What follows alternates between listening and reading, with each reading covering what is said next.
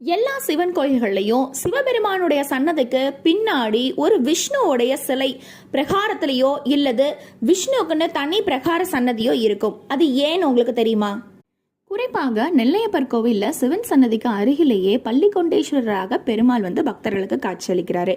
இதோட உண்மையான கருத்து வரலாறு என்ன அப்படின்னா, படைத்தல், காத்தல், அழித்தல் என 3 தொழிலுக்கும் மும்மூர்த்தியாகவும் முதல் பொருளாகவும் விளங்குவர் எம்பெருமான் சிவபெருமான். சிவபெருமானுக்கு தன்னுடைய தங்கையான உலகை ஆளும் அம்மையான ஈஸ்வரியான தேவி பார்வதியை மணமுடித்து கொடுத்தார் அண்ணன் பெருமாள்.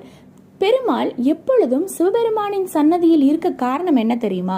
தனது தங்கையை சிவபெருமான் மகிழ்ச்சியுடனும் சந்தோஷத்துடனும் வச்சிட்டு இருக்காரா அப்படிங்கிறத பார்க்கறதுக்காகவே எல்லா சிவன் கோயில்லையும் சிவபிரகாரத்திலேயோ இல்ல சிவன் கோயில்லையோ ஏதாவது ஒரு பிரகாரத்துல சன்னதியில விஷ்ணு பகவான் வீற்றிருக்கிறார்.